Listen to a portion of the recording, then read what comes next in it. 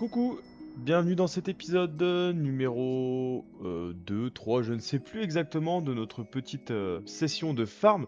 Aujourd'hui j'ai décidé de nous emmener directement à la zone des Wabbits, plus précisément au laboratoire abandonné. C'est une zone à laquelle j'ai pensé, je me suis dit en fait il n'y a pas grand monde qui va farm là-bas. L'avantage c'est que les ressources valent quand même assez cher. Même pour un serveur multi-compte, parce qu'on est quand même sur un serveur multi-compte, faut se le dire, on n'est pas sur un serveur monocompte.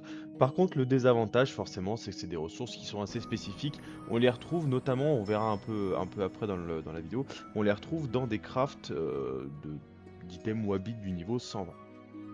Ce que ça implique du coup que ces items vont être achetés ou craftés soit pour monter de métier, le métier de tailleur, de cordonnier, de bijoutier, de ce que vous voulez, soit c'est des stuffs qui vont être achetés parce qu'il y a des nouvelles teams de niveau 120 qui débarquent, qui arrivent, parce que aujourd'hui, sur des serveurs implantés comme ça depuis longtemps, la plupart des persos sont quand même haut niveau. Il y a peut-être des personnes qui rattaquent le jeu. Alors, je fais peut-être partie des rares à jouer un seul personnage sur un serveur où on peut jouer en multi-compte. Pourquoi je joue toujours qu'un seul personnage? Déjà parce que je prends plus de plaisir, on va commencer par là. On est sur un jeu et le but c'est de prendre du plaisir. Mais également aussi parce que je trouve qu'il y a pas mal de petites choses auxquelles on pense plus forcément. C'est vrai que le farm c'est une chose bien, mais les métiers ça rapporte aussi des kamas sur les serveurs multi-compte. Et même dans des zones comme ça, on arrive à farmer un petit peu. Et c'est vrai que moi j'aime bien me prendre des petites zones comme ça, farmer pendant une demi-heure, pendant une heure, et puis regarder si ça vaut le coup, regarder si on arrive à se faire des kamas. Et c'est plus ou moins le cas sur cette zone, je les trouve assez intéressantes. C'est pour ça que je vous la partage, je vous en partagerai d'autres bien sûr, parce que j'adore prendre un peu de temps sur des zones Dofus. Moi ça me permet de monter un petit peu mon porte-monnaie, et ça me permet de les partager avec vous et de vous faire découvrir des choses. Voilà. Donc cette zone elle est assez simple à gérer, hein. C'est une zone je pense qu'on peut attaquer à partir du niveau 100, 120. Ça doit être jouable, ça doit être jouable. Avant, c'est un peu compliqué, on va dire que niveau 100 ou 120 avec un bon stuff, c'est jouable. Alors bien penser à prendre un petit, moi c'est ce que j'ai fait, j'ai pris un compagnon et sincèrement ça va vite. Alors je joue avec l'Ectope parce qu'il a du boost et puis qu'il a le sort de zone frappe du crackler. La majorité des mobs ici vont jouer en corps à corps, excepté un ou deux qui vont tenir un peu à distance, mais enfin encore c'est pas des grandes maps donc c'est vite rattrapable. Le FK en plus ça va bien parce qu'on a la glyphe enflammée qui fait quand même pas mal de dégâts. Il y a un mob qui est intéressant, c'est le Wabbit Garou qui a beaucoup de faiblesse en feu. Et à l'inverse, il y a le Kawotman, lui, qui a beaucoup de résistance en feu, donc qui est un petit peu pénible. Dans cette vidéo, on débloque des succès. Alors vous verrez que dans mon calcul, à la fin, j'escroque personne. J'enlève les succès de... Comment ça s'appelle du calcul. Je les enlève parce que tout le monde ne les a pas débloqués. J'ai peut-être un peu menti sur le titre de la vidéo. J'ai dit 600 000 km par heure. La vérité, c'est que sans les succès, on est à, je crois... 540, 560, je sais plus. Donc bon, peut-être que dans le titre, je vous ai escroqué 30-40 000 km par heure. Quoi qu'il en soit, je trouve que c'est assez raisonnable parce qu'on est quand même sur une zone c'est ce que je redis, mais d'un serveur multi-compte, donc 600 000 km par heure, même si on dit 500 000 parce qu'on enlève les succès, c'est quand même assez raisonnable, hein. C'est assez raisonnable, le demi-million, franchement, c'est cool. Alors après, bien entendu, il y a des choses qui rapportent plus, il y a des choses qui rapportent moins, mais c'est pas prise de tête, il n'y a pas besoin de réfléchir, on pose des glyphes, on se téléporte, on tabasse, on envoie l'ectope en plein milieu, il balance une frappe du crackler, hop, fin du bal, emballé, c'est pesé, bonne journée, au revoir. Après, l'idée c'est pas de se dire on fait ça toute la journée pour récolter des kamas. L'idée c'est de se dire allez, on le fait une petite demi-heure, une heure pour choper un petit demi-million. On garde les ressources de côté. Alors en plus je me suis rendu compte d'une chose, c'est que les ressources étaient un peu sous-estimées. Donc quand on va voir en HD on va se rendre compte qu'elles valent à peine plus que ce qu'on a pu regarder sur l'estimé. Donc ça c'est plutôt une bonne nouvelle parce qu'il y arrive des fois où c'est l'inverse. Des fois on regarde en HDV, on se rend compte que les ressources elles ont un prix qui pue la merde par rapport à l'estimé. Tout ça parce qu'il y a des gens qui ont mis des... Comment ça s'appelle, qui ont mis des valeurs qui n'étaient pas bonnes dans certaines catégories, x1, x10 ou x100, hein, je crois que ça correspond à ça. Donc bon là j'étais plutôt agréablement surpris. Mais voilà, comme je disais, l'idée c'est pas de se dire on fait ça toute la journée, hein, c'est de ramasser une partie des kamas, d'y mettre en vente et de passer à autre chose. Euh, Moi c'est comme ça que je joue à Dofus, c'est comme ça que je me fais plaisir. Je vais farmer un petit coup ça pendant une demi-heure, trois quarts d'heure, puis après je vais aller faire un peu de métier, puis après je vais aller me faire des donjons, des quêtes, des machins. Et en fait, un petit à petit, c'est comme ça qu'on fait des kamas, qu'on en met un peu de côté. Ou à l'inverse, qu'on remplit les banques et qu'on stocke pour pouvoir crafter, pour pouvoir euh, faire plein d'autres choses. Enfin voilà, après chacun sa façon de jouer. Mais c'est vrai que moi, dans ma façon de jouer, ma façon d'apprécier Dofus, ça se fait comme ça, avec un seul personnage. Alors ça m'empêche pas d'avoir des personnages sur plusieurs serveurs, mais que je joue indépendamment. J'avais déjà essayé de faire, alors je crois que j'ai même plus les comptes, en plus c'est vieux, hein, c'était à l'époque de la 2.0. J'avais essayé de faire passer un temps des teams. J'avais une team de 4, j'avais eu une team. D'ailleurs, ce personnage, je crois que c'est un des persos de la team de 4 que j'avais, si je dis pas de conneries. J'ai pas la mémoire qui remonte assez loin parce que c'est vraiment vieux et enfin, entre temps, j'ai eu des grosses périodes de pause et d'arrêt de jeu où, ben voilà, j'avais pas noté les comptes donc je les ai perdus. Des déménagements, des ci, des là, enfin bon, bref, ça remonte vraiment à vieux. Et c'est des comptes, je pense que je retrouverai jamais qui, qui doivent être perdus dans les méandres des serveurs de Dofus. Mais c'est pas un truc qui me plaisait. C'est pas quelque chose que j'aimais, enfin ça ramait, c'était chiant, fallait changer de compte, fallait répéter 15 fois les mêmes actions. Ça me plaisait pas alors que le monocompte, je trouvais ça plus classe et en fait ça empêche pas de se faire des kamas, ça empêche pas de se faire plaisir et ça met aussi un petit côté où voilà, des fois on peut pas faire tout ce qu'on veut parce qu'on n'a pas tous les persos à disposition.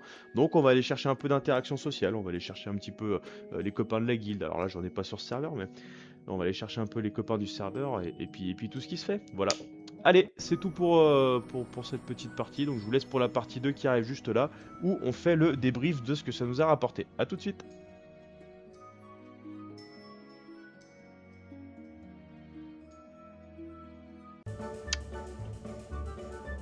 Ok, c'est parti. On va faire le décompte du coup de ce qu'on a gagné pendant cette session de farm à l'île des Wabbits, au laboratoire abandonné. Donc, j'ai pleinement conscience que dedans j'ai validé les succès, donc il y a un petit peu de triche quand même. Un petit peu de triche. Ouais, on va regarder ce que rapporte le succès avant de dire qu'on a triché quand même. Bougez pas, bougez pas, bougez pas. Alors, 26, 50, 18. On va faire un petit calcul quand même pour pas être mauvais. Allez, on va dire 28 880 plus là on a 4380 plus 18 770 plus 48 830 plus 26 840 plus ouais, 542. Ok, donc il y a 128 000 kamas estimés qui n'auraient rien à faire là. Donc ce qui nous fait... Hop, 302 moins 128. Ça fait qu'on a fait 174 000 kamas en une demi-heure de farm. 174 000 kamas, donc forcément on multiplie par 2, ça fait 348 kamas, 348 000 kamas par heure. 348 000 kamas par heure avec un seul personnage, c'est pas dégueu. D'autant plus que nous sommes sur un serveur multi-compte. Ce qui veut dire que les ressources sont bien moins chères que sur un serveur monocompte. Donc sur un serveur monocompte, on a la possibilité de se faire plus de kamas. Bon, nous on a validé le succès, on en profite. Alors pourquoi ces ressources valent si cher? Eh ben, c'est une bonne question. On va regarder parce que je ne sais absolument pas ce qu'on craft avec. C'est des ressources auxquelles je ne me suis jamais trop intéressé. Donc on voit la panoplie la panoplie du Wabi Garou et du Wabi Céphale tout simplement. Une panoplie niveau plus ou moins 120. Ok, ok, ok. Là, on a l'extrémité du grattoir. Ok.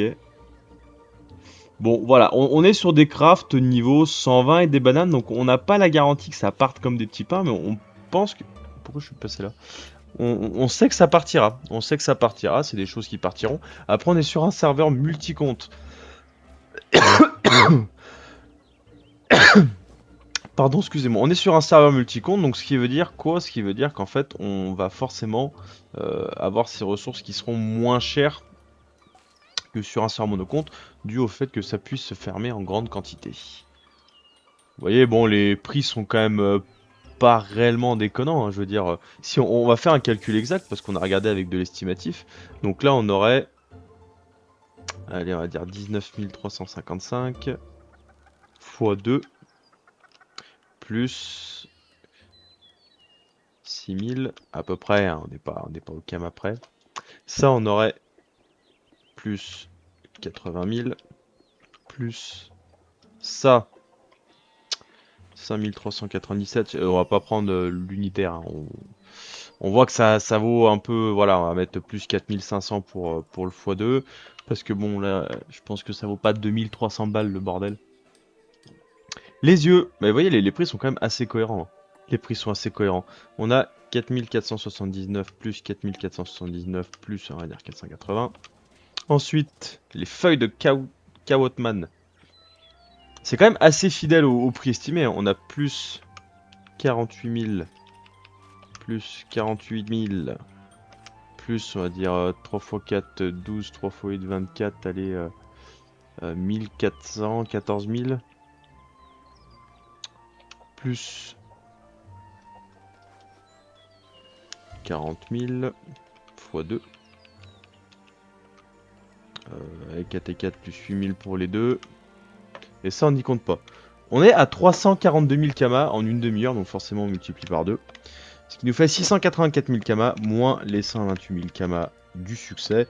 On est à 556 000 kamas pour une heure de farm sur cette zone en monocompte. C'est quand même pas mal, hein, ça fait un demi-million de kamas, je veux dire, c'est quand même pas dégueu. Alors bien sûr, faut que ça se vende, faut que ça parte. Je ne sais pas si ça se vend beaucoup et si ça part beaucoup. Là j'ai des petits farms qui m'ont... Oh putain, la claque que ça a pris. Je les ai mis il y a pas longtemps. Hein. Je les ai mis il y a pas longtemps, regardez-moi ça. Enfin bon bref. Vous voyez un petit hôtel de vente de petits farms tranquilles. Bon bah voilà, ça fait une petite zone à 500 et quelques mille kamas par heure. C'est pas dégueu un demi-million, d'autant plus que l'XP est pas vilaine. Si on veut prendre une petite dragonade pour la faire up en plus, on peut pousser le vice un peu plus loin et faire un peu plus de kamas. Donc voilà, on rappelle encore une fois qu'on est sur un serveur multi-compte, enfin sur un serveur normal. À voir sur monocompte. Je pense que sur monocompte, il y a moyen de faire un petit peu plus de Kamaxa et que ça parte un peu plus vite, parce que sur monocompte, il y a plus de personnages aux alentours de ces niveaux qui en auraient besoin. En tout cas, voilà, je sais pas, je sais pas encore si je vends les ressources. Je sais pas si je vends les ressources ou si je m'en sers pour crafter. Après, j'ai envie de dire crafter quoi, ça me sert à rien, déjà de une. Et de deux, je suis loin d'avoir ce niveau en tailleur. Pour l'instant, je suis à peine niveau 52, je suis en train de monter les métiers. Je pense que je vais y vendre, tout simplement. Enfin bon, voilà, c'était le petit calcul de cette vidéo, j'espère que ça vous aura plu, j'espère que cette idée de farm vous plaît, si vous aimez ces vidéos n'hésitez pas à lâcher un petit like, je vous fais des bisous, je vous dis à bientôt, ciao tout le monde.